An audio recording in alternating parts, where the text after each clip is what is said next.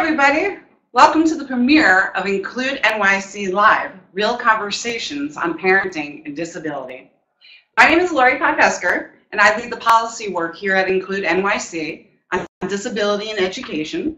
And I'm also the parent of Jack. Jack is a 13-year-old rascal who's delightful, and he attends a District 75 program here in Manhattan on the Lower East Side. And he is a perfect candidate for travel training supports. We are delighted to be joined today by Peggy Groce. Thank you, Peggy, so much for being here. You're a total rock star, and we're really excited to learn about travel training and the value of independence. It's terrific to be here. It's wonderful to have an opportunity to spend time with parents, advocates, and anybody else who is interested in the freedom and independence of all our people. Yay! So just a few housekeeping things. We welcome everybody who's joining us today to chat us thoughts, questions, and we will get to them if we can. And if time doesn't allow for that, we will answer them and email you a response. And this session will be up on our website as well as our YouTube channel. I'm a little nervous, so bear with me. Peggy, all parents, want good lives for their children as they move towards adulthood. But parents with children with disabilities sometimes have trouble identifying big picture goals. What are some overarching goals that can guide us? The most important thing, I think, is to remember that all children are just ordinary people. And just like everybody else, there are certain goals that are common in our lives. We want our kids to grow up to be independent. They want to grow up to be independent. We want them to be able to walk out freely in society, participate in the community, have a place, and it is theirs, and nobody can question it. We want them to be as free, have as much freedom as everybody else, because freedom is inherent in a human need. All people want to be free. We've had revolutions in the world forever and people searching for their freedom. So your kid will revolt against you if you don't find a way to give him some freedom. That's a reality. To be able to have jobs. And if it is not a job, because at different points in all of our lives, we don't work. But we need to do something, a daily activity that is productive and meaningful and adds to our life. And you want your person to determine life for themselves, not to be told by others, but to have some real self-determination, skills and abilities, and just the right to be who they are, and just a citizen of our society. Totally. And I think that's universal no matter who your kid is. And part of the reason I'm so excited to have you here is us to talk about how scary that can be for parents, especially, speaking for myself as a parent of a 13-year-old with, developmental disabilities. We've kind of gotten used to therapies and always being prompted to do things that I often hear myself saying, do it, Lori. Take the time out and let him develop the skills that he needs to be independent. It's a big challenge. So you talk about independence being the key, and you're known as a passionate civil rights activist, and many of us are grateful for all the work that you continue to do. And so just curious what led you to find this course of study here in the city. I fell into it and found that it was a wonderful thing, and given the gift from people of being allowed to learn what being free, what being treated as just a person, how important that is, and that how so many of us stand in of someone's right to be. And it's just a right to be who they are, without judgment on their height, their weight, whether they see, whether they walk, how they think. They just have the same right to be as everybody else, and to be taught that by so many, and to have it become such a part of their lives. And they open the door for you to see life in a different way. And what a gift they give you. Oh, it's so a true. great gift. So true. Peggy, how long have you been doing this? I first did it as a volunteer in the evening with the AHRC in 1963. Amazing. Then I moved into the Department of Ed and did it somewhat on the fly because I taught in the Bronx and there was no school in the Bronx for anybody 17 or over. And to get them to the school in Manhattan for 17 to 21-year-olds, the Occupation Training Center, you had to teach them how to travel. So one teacher would cover 2 classes while the other one taught somebody how to travel. And then we started the program in 1970. So it's in the Board of Ed, this is its 45th or 46th year. Amazing, amazing. Was there any resistance? And what I mean is, you know, changing people's views and attitudes and beliefs in kids like Jack, and I would imagine there was a big cultural change. Well, it's funny because sometimes the cultural change today is as great as it was then. Oh, I believe it. Which is, when we started it, yes, there was resistance because many of the people we were travel training recently had never been allowed in schools. This was before they passed the Education for All Handicapped Children Act. This was before any of the laws requiring services and supports on the federal level for persons, especially what they called then mental retardation. We had institutions more than schools. So there was, but the parents, the hunger of the parents for something for their sons and daughters was so great that there was more support than one would have imagined. And it was terrific. Today, with all the supports and services, we sometimes lose the fact that the most important thing for the person is to be, just to be. We all have flaws. We can't hide them, none of us. So just accept. I can hide them in my hair. So just accept what you have, and a disability is not a flaw. By a flaw, I mean that quirk in your personality that can be annoying to somebody else. Totally, totally. And so, you know, as a parent thinking about adding another thing to do, such as figuring out the process of accessing travel training supports, you know, I find it overwhelming. And so, you know, I'm wondering what you think are the top 2 reasons why parents should do this. It will give them comfort. It will give them security in the long run.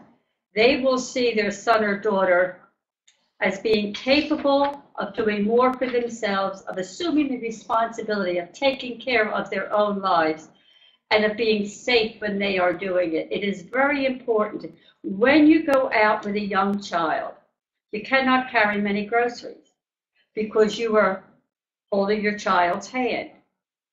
Frequently, with someone who is older, you will see a parent still hold the hand, or a paraprofessional, or a teacher.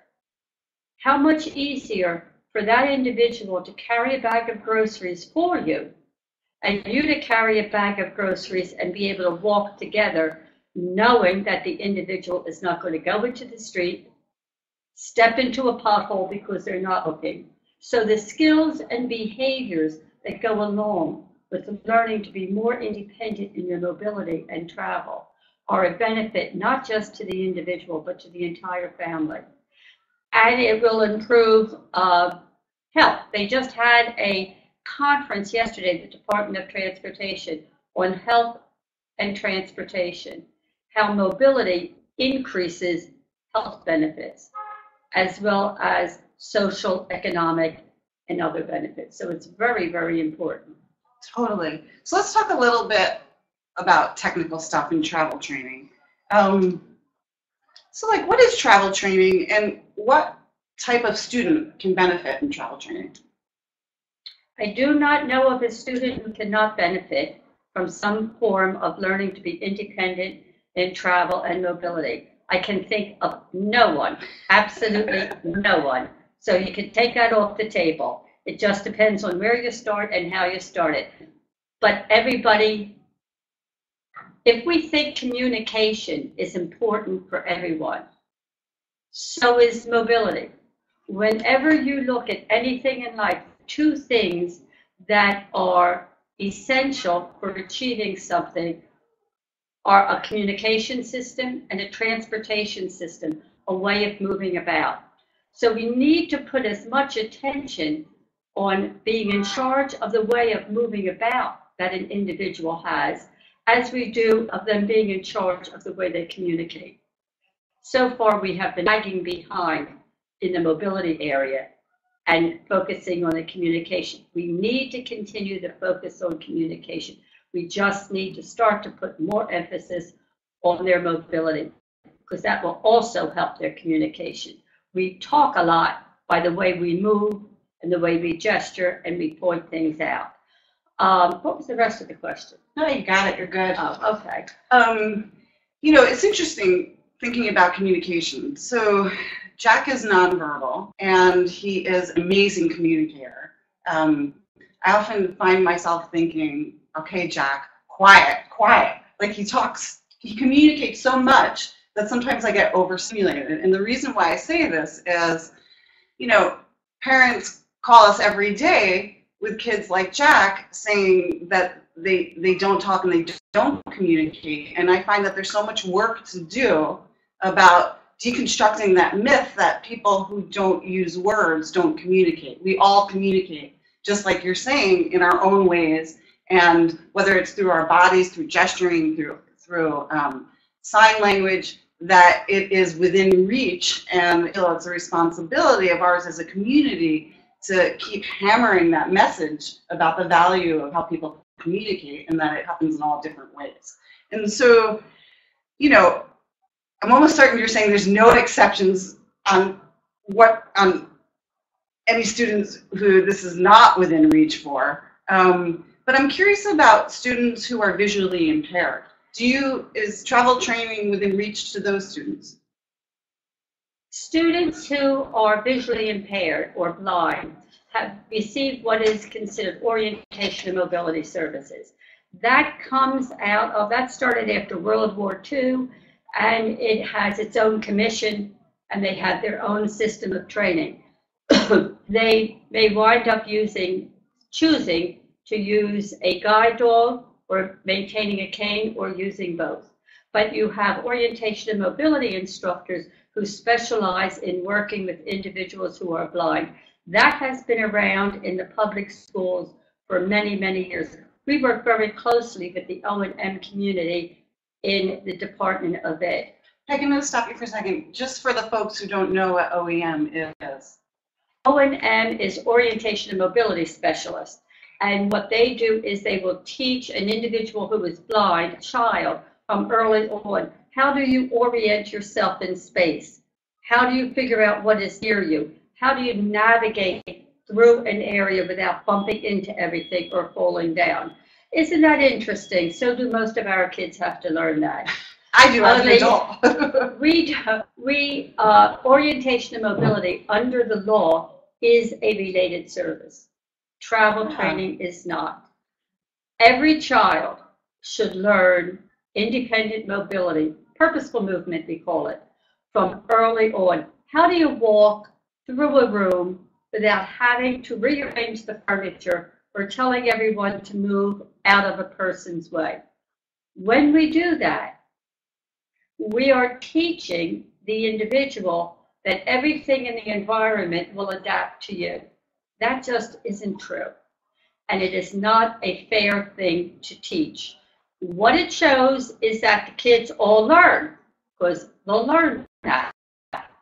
And then as they get older, we have to try to break a habit. And breaking a habit is much more difficult than getting a habit. Oh, So yes. it just ask anybody who had to break a habit. So parents start early on, and it is frightening. With any child, when they first start to walk around, if you have steps, you block the steps so the child cannot get up the steps or fall down the steps. So we do all of these things. And we don't let them in the kitchen when we're cooking or cutting things. We watch everything that we do. Then we gradually explain and begin to include them at certain times for certain parts of the day. When we have someone with a disability as a child, we don't. So true. And in the schools, we don't. We protect them. So instead of them having the opportunities and the experiences that another child will have, I like to think of them as being deprived of the opportunity to learn from the experience. Every kid has touched something hot and cried. Natural consequences. As long as they are not dangerous. Falling down and skinning your knee is a common practice. Parents soothing the crying child, putting a Band-Aid on it, kids learning, watch out, I fell in that before. At a certain point, a parent stops telling a child to watch out because they know that child has to learn to watch out themselves. In the disability world, we don't think they're going to have to learn to watch out for themselves. We do it for them. And when someone watches everything for you, you become a passenger in your body, not the driver. So true. So that it creates a dissonance that is not, in my thinking, due to the disability, but to the lack of opportunity to have the experiences, to have the explanation, to learn what a consequence is of doing something, what a consequence is of not doing something. Totally. And all of these lead up to increased mobility and independence as you get older. Totally. And it's real life, right? Yeah. As we all know. So the travel training model within the New York City Department of Education is housed in District 75, correct? Yeah. And so do students who are not in District 75 programs have access to these supports? High school students in a Department of Education public school have access to those. Our students are from ages 14 to 21, the transition age. Sure. Because this is the age when more typical kids start to go and travel on their own. Totally. And so how do our kids really have an inclusive experience completely in high school if they have to every day go on a school bus and leave on a school bus, perhaps go in through a different entrance or exit because that's where the buses leave you. So how do you balance those things? Not every student will be ready at the same time. It's up to the student, it's up to the family, it's up to the route they will travel, it's up to all different kinds of things. But there is a need to get out there and to really experience the least restrictive environment. There is nothing as unrestrictive as the New York City subway, the New York City buses, Flushing Main Street in Queens, Fulton Street, Flatbush in downtown Brooklyn, 149th Street in the Bronx, down by the ferry terminal in Staten Island, and I guess at this point all over Manhattan. Totally, totally. So let's spend a few minutes talking about the model, the travel training model. What exactly is it? It's short-term, intensive, individualized, comprehensive instruction. What does that mean? Short-term is enough to scare parents. Woo, do we know? You know, everybody thinks short-term is 3 months or 6 months. Not in our world. On the average, about 3 weeks. So that always causes a gasp. So, but that is because they're not taking the other words into it. Individualized. It can be 2 weeks or 10 days for one person, 6 weeks for another. So it depends on the individual. It depends on the individual. We do not typically go past 6 weeks because what that would indicate to us is that this person needs so much preliminary opportunity that it is best for them to get it before we do this. Comprehensive. What is an intersection? The importance of crossing at a crosswalk. Paying attention to curb ramps, knowing not to stand at the bottom of them where you're in the street, but up at the top. So that crossing different kinds of streets is a major, major, major factor and may almost be the last thing mastered by an individual, even though they are doing it every day. Everybody learns a route. We've trained close to 15,000 individuals, and I cannot think of hearing of one who did not learn a route. The route is the easy part. You know, kids will know it. They know the route of their school bus. They know the route of their school bus. They just know that. But it is, how do you deal with strangers? How do you ask for help? What do you do when you're lost? They don't know what lost is, so you have to teach what lost is. They will say, I'll go to a policeman. Well, you don't find a policeman on every corner. You don't find a policeman in every subway station. So who do you go to that is a community worker? How do you handle loss? If they get off at the wrong stop in the subway, which everyone has to do in the program, if it is not a crossover station. I'm going to stop you for 1 second. Why does everybody have to get off at the wrong stop? Because you're going to do it in life. So true. That is the reality. We daydream, we miss our stop, the train will go. We're going express now, the next stop will be 149th Street and you're down at 86 and you wanted to get off at 103rd. So it goes. So what do you do when this happens? What do you do when they say this train isn't working? Take this train and there'll be a shuttle bus. So we build into the program opportunities for youngsters to have to solve the problems that they will face when transit is a problem. So that's where it is comprehensive. So we do all of this and they have to satisfy it. Now, on any given day, instruction can be 4 hours. So where it is short term, that is in the number of days, not the number of hours. So that's what you mean by intensive? Yes, very intensive. It's morning and night, and if they get lost, we'll go with you. And if you're in Brooklyn, Chandler, you may have to go into Manhattan one time because that's going to happen. That's right. So we try to build in what are the things that happen to all of us when we travel so that this individual can have the experience.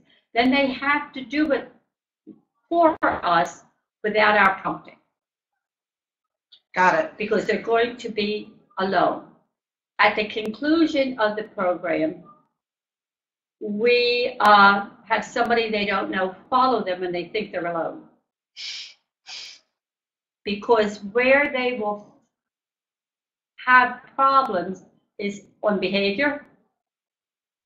They may get very excited and bump into everybody. They may see a young woman, they think, oh boy, is she hot, and just can't resist the opportunity to say, hi, where are you going? No, she may have a boyfriend. Sorry, you can't do that.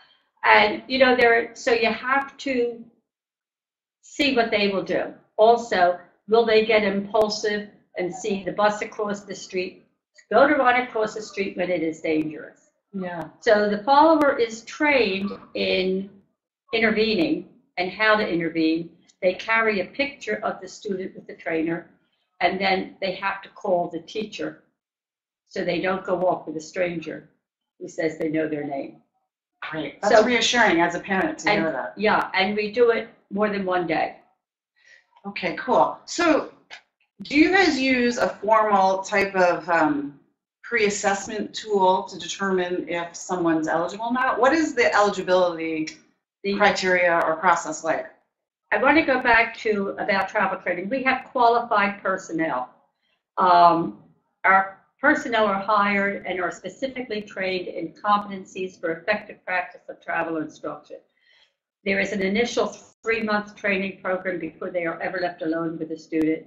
And then there is a month of intensive oversight training for at least a year, close to 2 years, before we feel they are really trained. Quick question on those people. To what extent do they have to be knowledgeable about people with disabilities?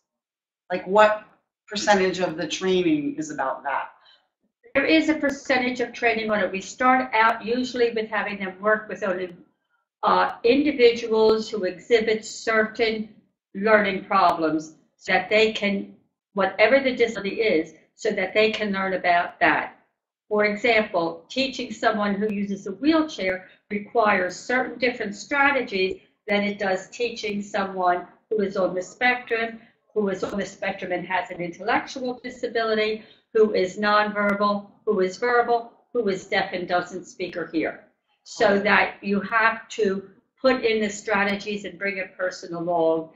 And whenever someone is being introduced to a new situation, I don't want to say disability because anybody can have anything, we have to give more oversight to that and training. So the training is always ongoing with our individuals, but they have to be qualified with us. Now, for eligibility, they have to be 14 to 21.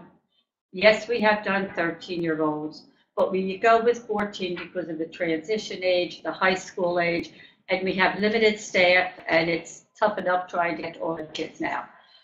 So we have that, and we have a pupil profile that is online. Oh, great. So that parents can look at it, and it really can be used very effectively by teachers and parents as to experiences and skills that an individual might need to be ready for travel training. They do not have to be 100% proficient in anything because different people interpret different words. The word independent is one of the most widely interpreted words you can imagine. So we are careful of that. So we have the pupil profile that it's really a good tool. Parents should look at it and see. They're simple things, and it includes, are they aware of their surroundings? You have to be aware of your surroundings to travel. You need to be able to have some form of communication. It does not have to be verbal. Okay? Doesn't have to be that. There are certain cognitive aspects. Now, the ones that we look at first are the more academic ones. However, you do not have to know how to read words. It is more important that in your awareness of your surroundings that you have the ability to read the information that is in the environment. The crosswalk tells you it's a place to walk. The yellow tactile strip on the subway platform, you read that, do not step on that. All of these things are so far that, so they have to have those cognitive skills. It is important they know their name. Yes. Those things are important. The other area that is very important in communication is self-identification skills. If I were to tell a parent one of the most important things they can do for any child, and I would start when you first go out with a kid and they're walking with you and you may let go of their hand, they should learn to carry ID. ID with their name, your phone number, the parent's name, the school if they go to school, and they should learn as much as possible how to take it out of their pocket and give it if asked. It can be done on a little piece of paper or an index card.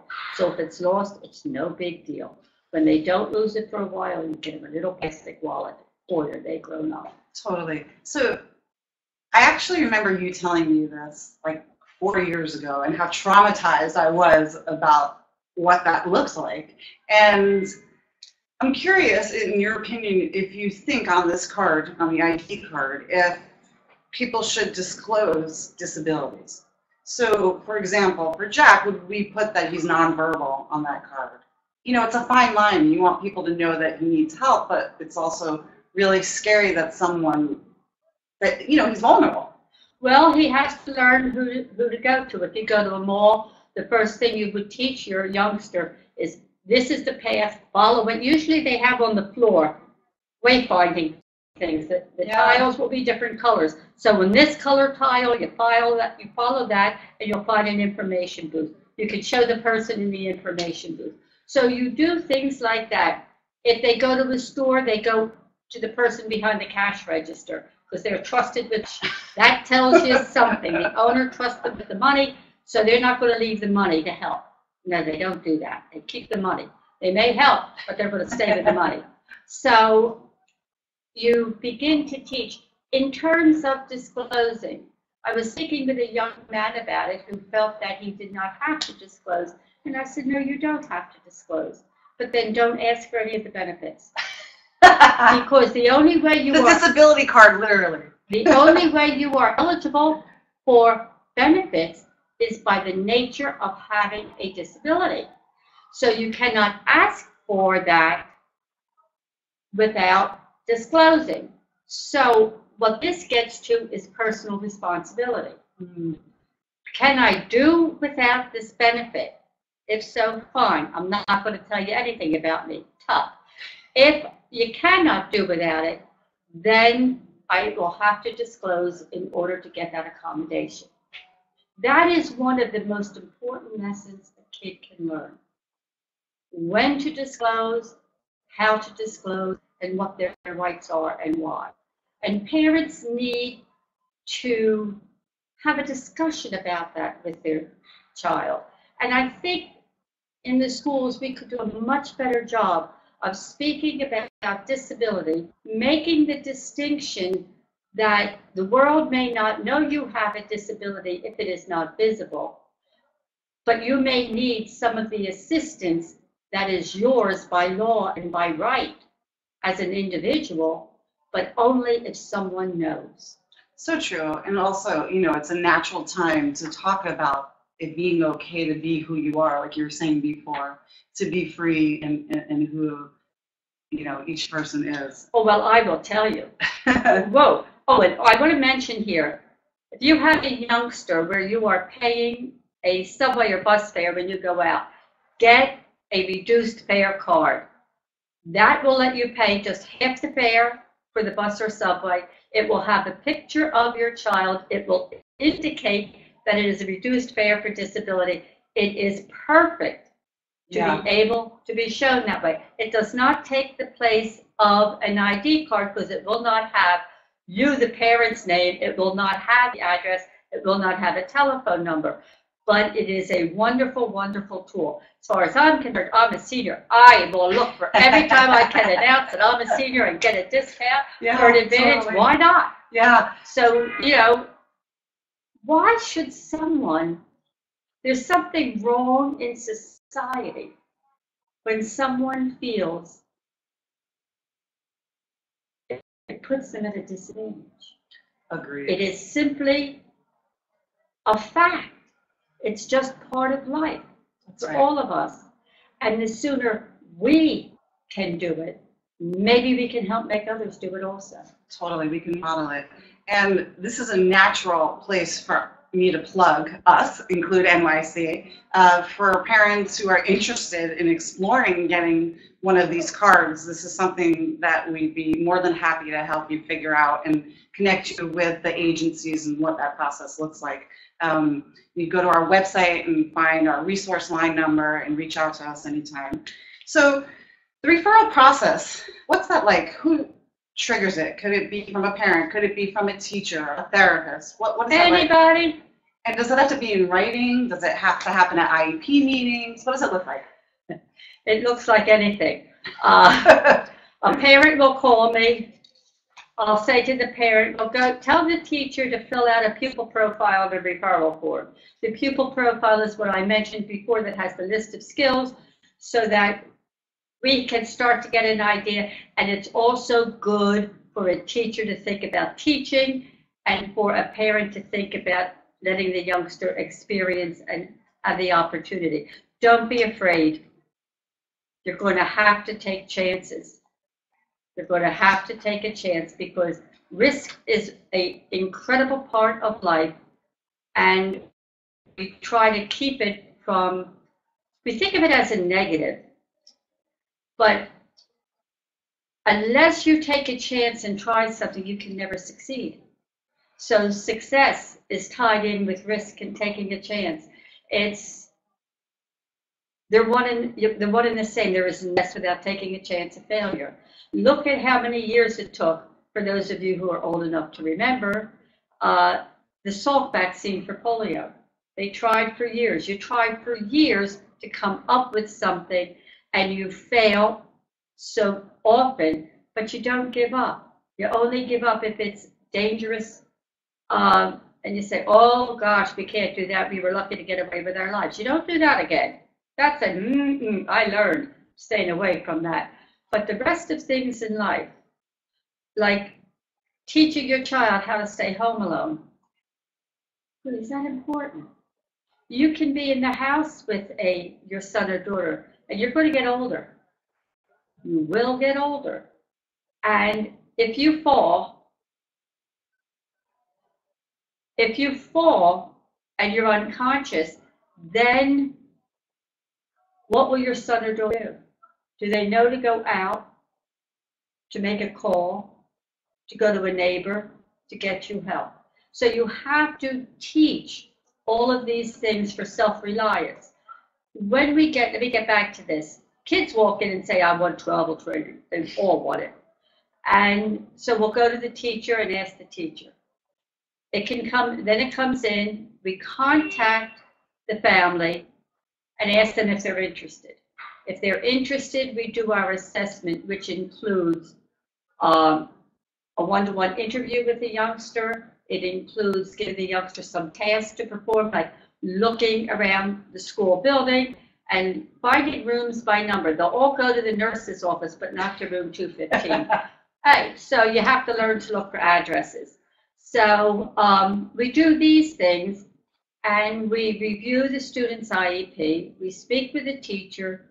We may speak with a therapist if they have speech therapy or occupational or physical therapy, and we speak with the parent.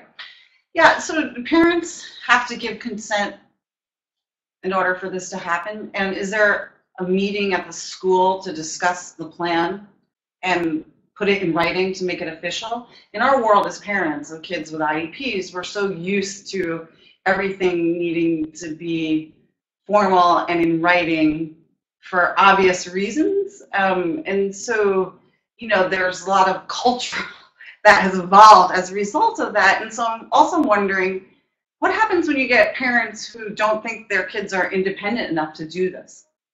What do you do? We speak with them. I'll answer that one first. We speak with them. That's why we like youngsters referred to us when they're younger. Yeah. And because the parent may hear it the first time and say, oh my, no. Then next year you talk to them. Oh my, not yet. Right.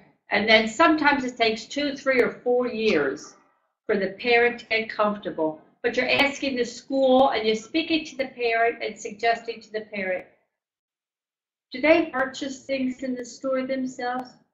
Yeah, they do. But do they carry the money? Or do you give it to them at the checkout? Right. If you give it to them at the checkout, let them carry the money. Right, ownership. So that they can take it out of their pocket and they learn about doing it. If you get on the bus, do they dip their own Metro card or do you dip it for them? Where are these things of ownership? Do they take out the trash? Do they come in from the school bus alone? Do they have a key to the house? And you explain the importance of these normal routines of life that are how all of us grow up to be independent, because we all get more responsibility as we get older. So they So true. quite often they change their mind later. Are there workshops for parents? Oh, there are workshops. Parents, yeah, absolutely. We'll go anywhere. We'll go anywhere. We will always talk to parents. I like parents. In terms of a written plan, no, we are not. That's capital NOT in bold and underlined, not IEP driven. So that means you can refer, get a consent, and do it anytime during the year without having to amend an IEP. All right? So does that mean there's not goals, specific goals in writing that are related to that? Well, there is a difference between what the school should be doing. In my opinion, purposeful movement goals and mobility goals are an intrinsic part of every youngster's life. When can they walk in the hall to go to the bathroom alone? That's an IEP item you don't need a specialist for. If they have OT, the OT can be showing it. There are paras in the classroom. This youngster has to learn how to look up for the room number. This youngster has to learn how to knock on the door to get in if it's locked, not just walk away. So as they go through the routines of the school, it can be built in. This youngster can learn to take the attendance to the office. So these are things that are a natural part of the school's mission, teaching our kids how to learn the skills and behaviors. Because remember, in the transition section of the law and of the IEP, it refers to functional and academic. Most functional skills can be tied to academic ones. I can't think of one that can't. That's right. But we sometimes need to have parents and schools agree that we are going to blend it so that we have the functional in there. The number of kids who don't know how to answer the telephone. Yeah, it's true. To say, oh, I will get the person. Right. How do you answer the door? Right, totally. And so, I don't know if I answered that. No, you did. You did. So I just looked at the clock, and we're a little more than halfway through. And thanks to those who have asked questions, and we invite more. See one now. How do you know when a student has been successfully trained and is ready to travel independently? We know that through the practice and the training. Has the youngster had the experience of being lost? Have they had different problems that they have had to resolve? Have they had to recognize that they have to ask for help, ask for the assistance, and then follow the directions successfully? Are they crossing the streets? There can be no prompts whatsoever. None. Are they initiating? Are they making the decisions? Are they following the rules of safety? The rules, we have very high bars. One young man at a workshop we were doing said to our teacher, he said, I think your standard is too high. The bar is too high on street crossing. That if they step into the street against the light, you put them back on a school bus as a consequence when they're being followed. That's too high. We trained his brother, and he said to the teacher, I'm so glad you did that. He said, I was wrong. He said, I am so glad you have the bar that high. I feel safer now. So we have those rules. And what we do is we do that following I mentioned before. The trainer and the teacher decide that the youngster is ready. Now the parents get a note from us every day about what we did the day before, what we did that day, and what we're going to do the next day. Oh, that's such a relief. Every day, and right, every day, and we ask the parent to sign it because sometimes the kid won't give it, so we want that signed, so we have it back. And then we do the following. We tell the parent, and we have to have the parent swear to secrecy to the family. No, nobody will tell them. So then they're followed from their door to the destination and back. The next day they're followed again. All kids are followed at least 2 times. Some are followed more than that based upon the need of the individual. We compare the following results. In statistical measures, it's called inter-rater reliability. If the followers do not agree on the safety, there has to be another following, then another, until we see. If the individual breaks a safety rule, we recommend the school bus for a time as a consequence, which is better than being hit by a car, which is better than any other given things that can happen. And the kids hate the cheese bus. The cheese bus. That's what they all call it. So, that's what we do. And then we tell the parent, and the parent makes the decision. We do not say, we are terminating the school bus. We are saying, your son or daughter has demonstrated the ability to do this. These are the reports. You make the decision. Amazing. So want to thank others for their questions. And Jamilia's question is, how long is a typical training? I think you mentioned that it's different for everyone, but the average? The average is about 3 weeks, 15, 16 days, 14 to 16 days on the average. Okay, that's helpful. And from Nicola, thank you. Once a student is trained, how often would you say you should do reinforcement or refresher training sessions? Great question. None. Why? They're doing it every day.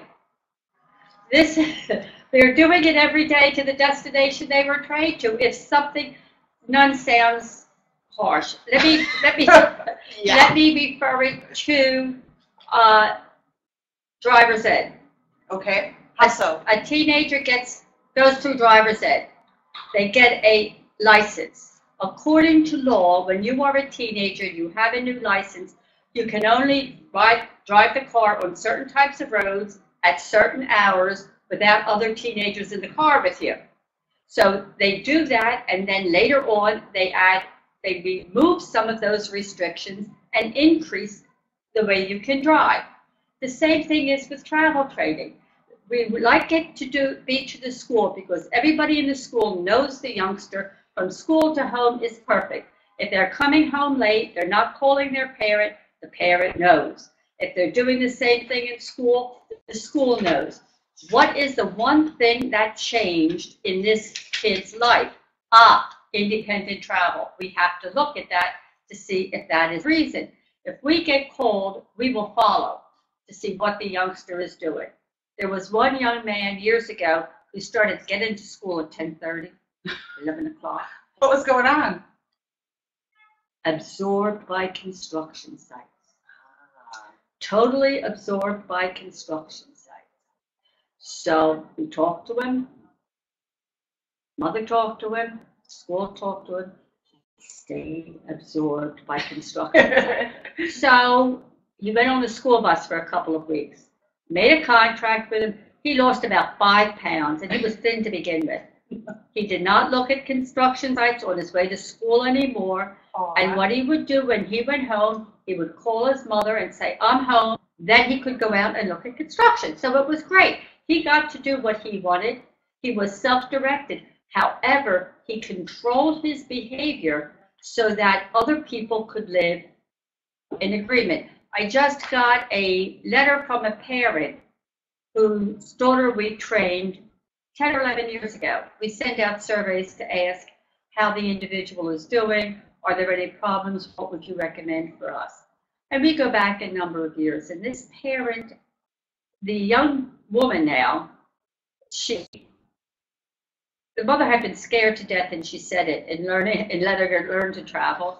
And she attended an occupation training center. She has an intellectual disability. And so she traveled, and now she travels. She goes to the movies, she goes shopping, she goes to a friend's house.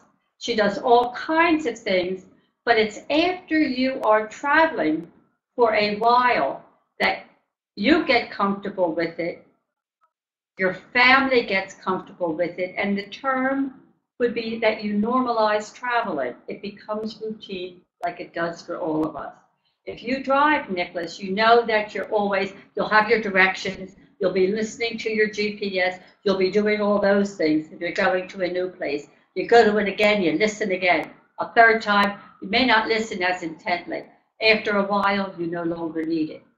It's the same thing with building the memory in your body and in your actions of what you do when you travel. Yeah, so true.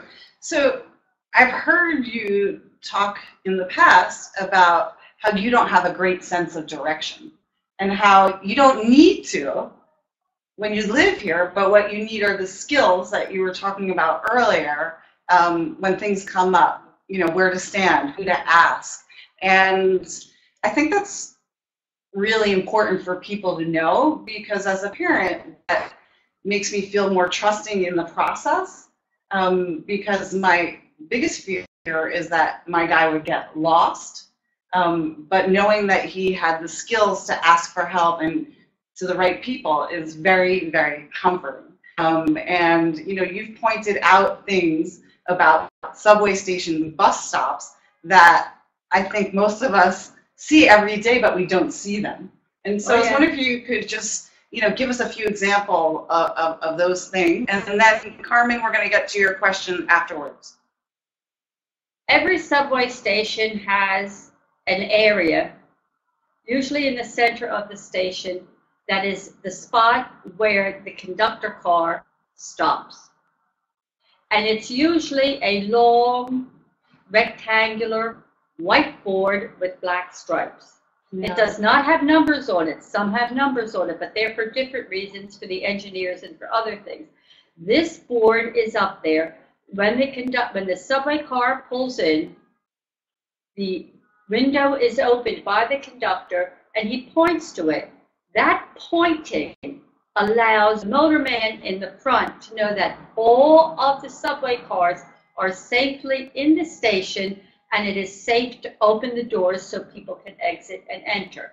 So if a youngster stands at that spot, he is able to ask the conductor, is this number 5 train? Does this train go to Lefferts Boulevard? Whatever it is that he has to know. If he went past his stop, if he stays there, if he does not like the answer, we teach them to wait for another train to come in, stay there, and you can ask another conductor. This is why the hours of training change every day, and you cannot say, oh, it's only going to be an hour today. Who knows what will happen? Only the master who runs the subways will know that. And the other thing, many stations are crossover stations where you can walk over and go, you're going towards Manhattan and you have to go towards the Bronx. You can cross over to change your direction. We teach the youngsters, do not go out of the station. If someone gives you the direction to go out and cross the street and enter again, do not follow it. Because once you go out of the system, you may be more difficult to find because you have the whole city out there. There were 469 subway stations, which is a finite number. There are tens of thousands, at least, city streets. Like there's over 16,000 bus stops, so you figure if a bus stop is there must be close to 1 million streets. So it is large area to be in. So you want them in the subway station and you want them to learn you don't go out, you stay in and you stay in the spot where you can get help. Yeah, that makes sense. Thanks. So Carmen is asking us, how do you know that the travel training teacher is the right fit for your child? They'll tell you. They as in? The child will tell you, or true. The teacher will tell you. One will. We are careful. We're a citywide program, and because we're a citywide program, when we hire staff, we tell them, don't get comfortable in the borough. Don't get comfortable in the zip code. Don't get comfortable in a given area, because if you are right, if you live in Brooklyn, but you're right for a student in Washington Heights, you may go to Washington Heights to train that student. Yeah. Because you are the right fit for that person. Now we have a travel training teacher and a travel trainer.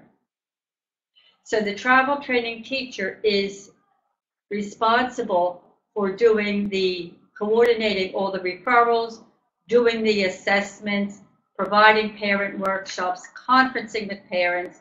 And I must let you folks know, every parent has our telephone number. Our home telephone numbers are given out. Because if something happens, we do not work traditional school hours all the time. So we may have to be in touch with you at 5:30 or 6 in the morning. If someone is sick, if a trainer gets sick and they cannot be there, you will get a call that early in the morning so that you can call the bus company so the school bus will come to pick up your child so that they will get to school.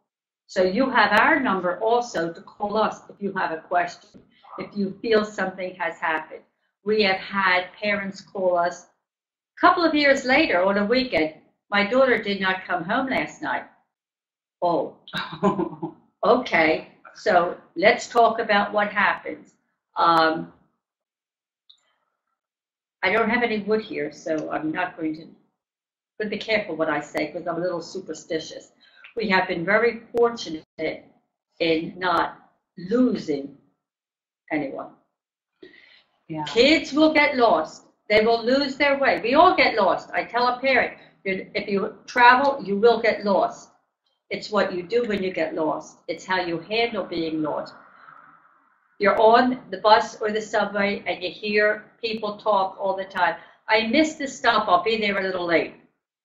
So we teach the youngsters to call, to ask the questions, to notify. We teach them how to be aware of their surroundings so they can tell somebody, this is the street I'm at.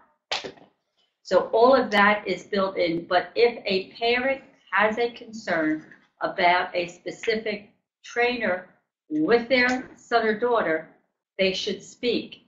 If your son or daughter doesn't want to go with them, that's a good sign. However, I'm going to caution parents here and school personnel if there are any. Our young people are susceptible to wanting to do well in our eyes. They like feeling they have pleased us. If someone is very intent and believes that it is the right thing for a youngster to travel alone, the youngster may not feel it, but he may not want to say it. He may not want to disappoint his parents who say, you're old enough, now is the time. He may not want to disappoint the teacher who means so much to him. They act out with us. They will make mistakes. It just happened this week. A student who really knows what to do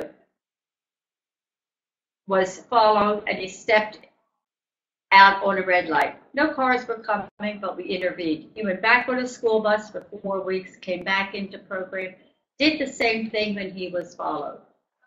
We spoke with him and he said, I really don't want to do this now. So what happened? What great advocacy that young man had. What did he have to, why did he have to do it that way? We have to encourage them to speak up and say, you may think I'm ready. You may think I'm ready. I'm not ready now. I want to wait a while. Fine. Let's do things more to help you get ready. But the individual has the absolute right to say yes or no. And we have to respect it and make sure that they know and feel comfortable doing it. Totally. So one more question, because we have 3 more minutes. What should a parent do now if interested in starting travel training? Take a look at what your son or daughter can do. They're home alone. They're not home alone. How do you teach them how to be home alone? Don't go away and leave them in the house for an hour. Sit outside for 5 or 10 minutes. See what they do. Have somebody ring the bell. Do they open the door and let somebody in? What are the things you do? Okay, one more question. Thanks, Paula. A lot of our kids are using assistive technology devices and smartphones. Do you recommend including in the training for the student to learn how to use GPS and Google Maps? Peg, I just want to remind you, we have 1 more minute. I feel like Ryan there. Yes, I recommend that they learn how to use them but not use them. Say more, quickly. We don't want the smartphone to be to make them vulnerable to being caught, to having somebody try to steal the phone. We don't want them to rely on it. We teach all of the kinds of maps that there are, the internet maps, the paper maps, all of those things, because it's whatever is available and working. If you just use technology when it fails, what will you use? So you have to combine technology with the traditional so that the youngster is able to figure it out. We like to teach them how to plan a route to go someplace, because they all have to learn an alternate route for when their route is not working. So we teach them another way, and we like them, wherever feasible, to plan it using these devices.